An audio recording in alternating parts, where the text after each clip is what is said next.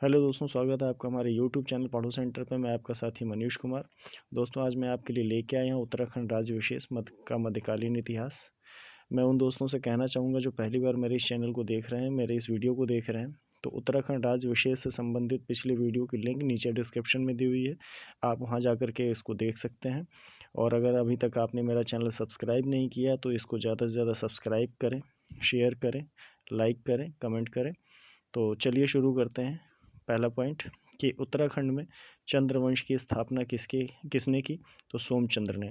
यहाँ मैं एक चीज़ और बता दूं कि उत्तराखंड के मध्यकालीन इतिहास को भी हम गढ़वाल और कुमायूं क्षेत्र में बांट के देखेंगे। तो चलिए दूसरा पॉइंट देखते हैं कि चंद्रवंश शासकों की राजधानी कहाँ थी? तो चंपावत। तीसरा पॉइंट है कि किस चंद्रवंशी शासक ने उत्तराखंड में रेशम व रेशमी वस्त्र उत्पादन का कार्य शुरू करवाया? तो इंद्रचंद्र ने। चौथा पॉइंट है कि नेपाल पर आक्रमण करने वाला पहला चंद्र शासक कौन था? तो भारती चंद्र। अभी आप देखेंगे कि एक और शासक ने नेपाल पर आक्रमण किया था और तिब्बत पर भी आक्रमण करने वाले शासक का नाम आपको मिलेगा। तो आप यहाँ देख लीजिएगा इसको। पहला चंद्र शासक जो नेपाल पर आक्रमण करने वाला है वो तो भारती चंद्र। पांचवा देखते हैं कि सुल्तान फिरोज शाह तुगलक के दरबार में भेंट लेकर जाने वाला चंद्र शासक कौन था? तो ज्ञानचंद्र। और फिरोज शाह तुगलक ने ज्ञानचंद्र को गरुण की उपाधि दी, तब से इनका नाम गरुण ज्ञानचंद्र हो गया। ठीक है दोस्तों। अब देखते हैं छठा पॉइंट कि किस चंद्र शासक ने अपनी राजधानी चंपावत से अल्मोड़ा स्थानांतरित करी? तो उस चंद्र शासक का नाम था बालो कल्याण चंद्र। सातवां देखिए कि अकबर का समकालीन चंद्र शासक कौन था? तो रुद्रचंद्र। और आठवां है कि अल्मोड़ा के मल्ला महल का निर्माण किसने करवाया? तो रुद्रचंद्र ने कराया। तो ये आर्ट एंड कल्चर का भी प्रश्न हो सकता है कि मल्ला महल कहाँ है? तो अल्मोड़ा में है। नौवां देखते हैं कि रुद्रपुर नगर की स्थापना किस चंद्रवंशी शासक ने की? तो रुद्रचंद्र ने अपने नाम पे ही रुद्रपुर की स्थापना करी। दोस्तों, 10वां पॉइंट देखते हैं कि शाहजहां ने किस चंद्रवंशी शासक को बहादुर की उपाधि दी थी? तो त्रिमल चंद्र को दी थी। ठीक है। और 11वां पॉइंट देखते हैं कि नेपाल पर आक्रमण करने वाला दूसरा चंद्र शासक, ऊपर जो मैंने आपसे बात कही थी, देखिए अब यहाँ भी आ गया कि दूसरा चंद्र शासक जिसने नेपाल पर आक्रमण किया था, तो ये है उद्योत चंद्र। 12वां देखते हैं कि नंदा प्रतिमा को गढ़वाल से अल्मोड़ा लाकर किस शासक के शासनकाल में स्थापित किया गया? तो बाज बहादुर चंद्र के काल में स्थापित किया गया, गढ़वाल से लाके अल्मोड़ा में। 14वां पॉइंट देखते हैं कि किस चंद्रवंशी शासक के काल को कुमाऊं का स्वर्ण काल कहा जाता है? दोस्तों, ये ज़्यादा महत्वपूर्ण है, तो इसको आप याद रखिएगा कि किस चंद्रवंशी शासक के काल को कुमाऊं का स्वर्ण काल कहा जाता है? तो जगत चंद्र, राजा जगत चंद्र के काल को कुमाऊं का स्वर्ण काल कहा जाता है। अब देखते हैं अगला पॉइंट 16वां कि अल्मोड़ा के चौमहला महल का निर्माण किसने करवाया? तो कल्याण चंद्र ने कराया। तो चौमहला महल कहाँ है? अल्मोड़ा में। निर्माण किसने करवाया? कल्याण चंद्र ने। 17वां देखते हैं कि कुमाऊं का मोहम्मद तुगलक किस चंद्रवंशी शासक को कहा जाता है? तो यानी मोहम्मद तुगलक से तुलना की जाती है चंद्रवंशी शासक की, तो उनका नाम है देवी चंद्र। 18वां देखेंगे कि नेपाल के गोरखाओं ने 1790 में किस चंद्र शासक को पराजित कर चंद्रवंश का लगभग अंत कर दिया? यानी कि चंद्रवंश पर एक सबसे बड़ा आघात था ये। तो जब नेपाल के गोरखाओं ने आक्रमण किया 1790 में, तो उस समय शासक थे महेंद्र चंद्र। अगला देखते हैं 19वां कि हवाल बाग का युद्ध कब और किनके बीच हुआ? तो हवाल बाग का युद्ध होता है 1790 ईस्वी में नेपाली गोरखाओं और महेंद्र चंद्र के बीच। यहीं से जो है अभी ऊपर का पॉइंट हमने देखा कि चंद्रवंश का लगभग अंत कर दिया गया, तो यानी काफ़ी क्षति उठानी पड़ी थी चंद्रवंश को। तो ये हवाल बाग के युद्ध में ऐसा हुआ था। और 20वां देखते हैं चंद्रवंश शासकों का राज्य चिन्ह क्या था? तो गाय। अगला देखते हैं दोस्तों कि सैनिक शास्त्र नामक ग्रंथ किसने लिखा? तो राजा रूपचंद्र ने। और ये सैनिक शास्त्र जो है किस पर आधारित है? तो शिकार पर आधारित ग्रंथ है, मुख्यतः पंक्षियों के आखेट पे। ठीक है। 22वां देखते हैं कि कल्याण चंद्रोध यम के रचनाकार कौन थे? तो कवि शिव। रचनाएं और उनके लेखक और रचयिता आप ये अच्छी तरह से ध्यान दे कर के ही अपने नोट्स में लिख लिया करें, क्योंकि इनसे आए हुए प्रश्न जो है ज़्यादातर गलत हो जाते हैं अगर हमें याद नहीं रहता तो कल्याण चंद्रोदयम के रचनाकार कौन है? कवि शिव। और शयनिक शास्त्र नामक ग्रंथ किसने लिखा? तो राजा रूपचंद्र ने। 23वां देखते हैं कि चांदपुरगढ़ चमोली में, यहाँ मैं लिख दिया है तो मैं में होगा, में परमार वंश की नींव किसने रखी?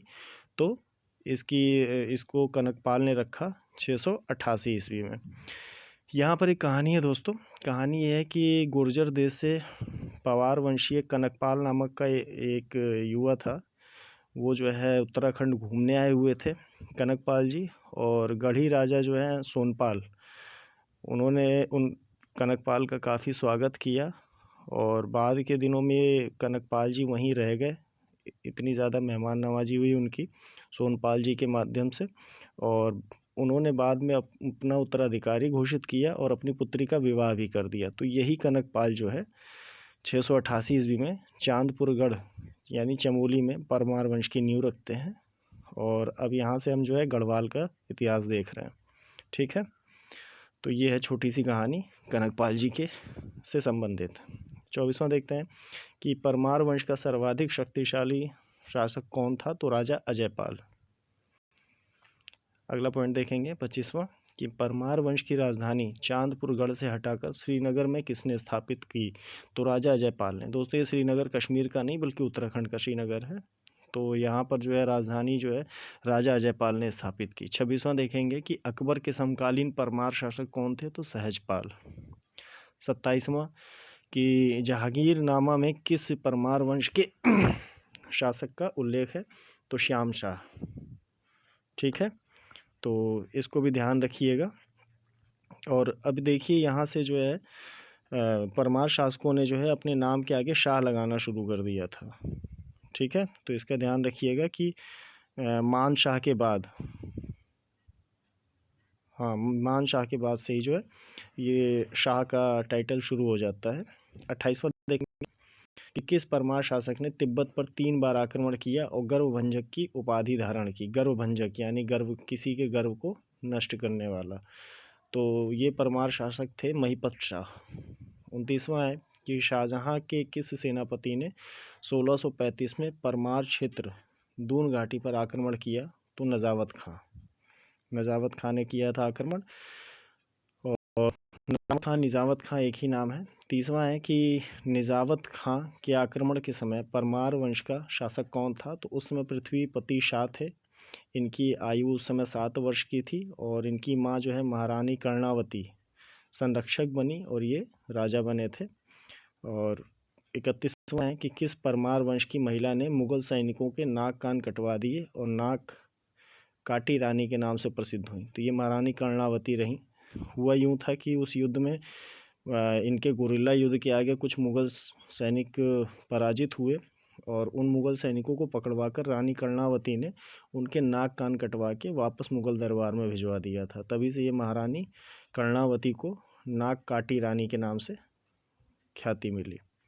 अगला देखेंगे कि मुगल उत्तराधिकार के युद्ध में दारा शिकोह के पुत्र सुलेमान को शरण देने वाला परमार शासक कौन था?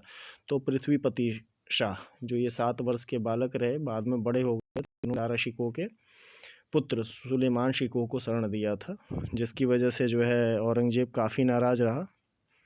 और बाद में जो है यहाँ पे भी एक कहानी है कि पृथ्वीपति शाह के पुत्र थे मेदिनी शाह, और पिता की इच्छा के विरुद्ध जो है इन्होंने दिल्ली भिजवा दिया था सुलेमान शाह को। तो इससे जो है अपनी वफादारी और अपने दिए हुए वचन के टूट जाने से पृथ्वीपति शाह बहुत ज़्यादा नाराज़ हुए अपने पुत्र मेदिनी शाह से, और उन्होंने अपने राज्य से बाहर निकाल दिया मेदिनी शाह को। और बाद में मेदिनी शाह के बेटे यानी अपने पौत्र को उन्होंने अगला शासक नियुक्त किया। तो 33वां देखते हैं कि सर्वाधिक कला प्रेमी व साहसी शासक जिसकी नाथ पंथ में अटूट श्रद्धा थी कौन था? तो वो थे फतेह शाह। यही फतेह शाह जिनके पिता का नाम मेदिनी शाह था और उन्होंने अपने पिता के खिलाफ जाकर काम किया था, जिसकी वजह से पृथ्वीपति शाह ने मेदिनी शाह को अपने राज्य से बाहर निकाल दिया था। दिल्ली में ही उनकी मृत्यु हुई थी मुगल दरबार में। और उन्हीं के बेटे थे फतेह शाह। तो ये नाथ पंथ में इनकी अटूट श्रद्धा थी और ये कला प्रेमी थे। अगला देखेंगे 34वां कि सिरमौर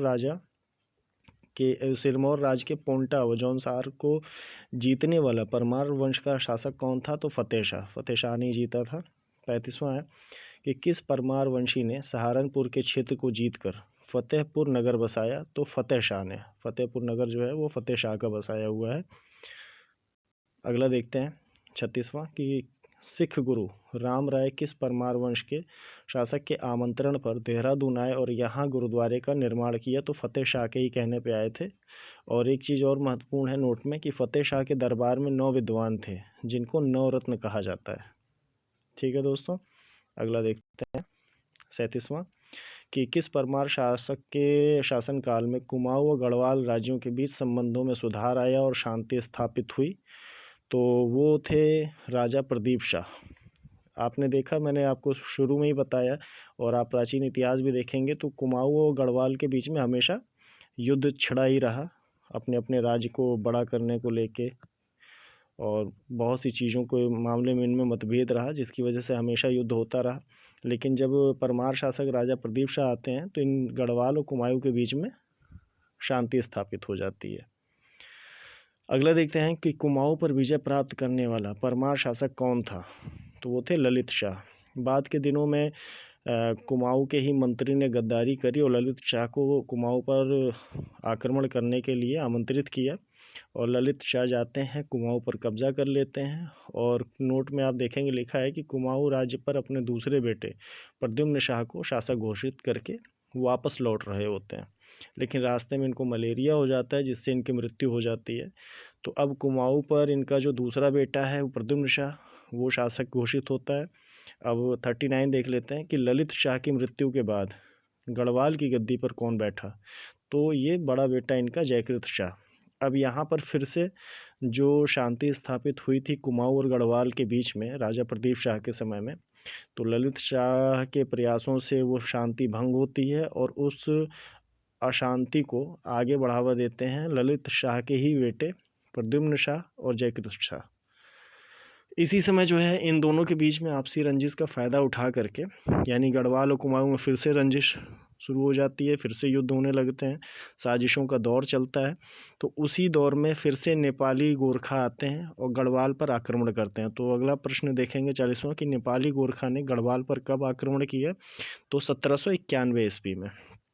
और इसी से संबंधित अगला प्रश्न भी है कि खुड़बुड़ा का युद्ध कब हुआ? तो खुड़बुड़ा का युद्ध हुआ 14 मई 1804 को। इस युद्ध के बारे में नीचे नोट देख लीजिए कि गोरखा और प्रद्युम्न शाह के बीच ये हुआ युद्ध। जयकृत शाह को उन्होंने पदच्युत कर दिया था प्रद्युम्न शाह ने। तो गोरखा और प्रद्युम्न शाह के बीच हुआ है खुड़बुड़ा का युद्ध। इस युद्ध में ही प्रद्युम्न शाह की मृत्यु हो गई। अब संपूर्ण गढ़वाल और कुमाऊं पर नेपाली गोरखा का अधिकार हो गया।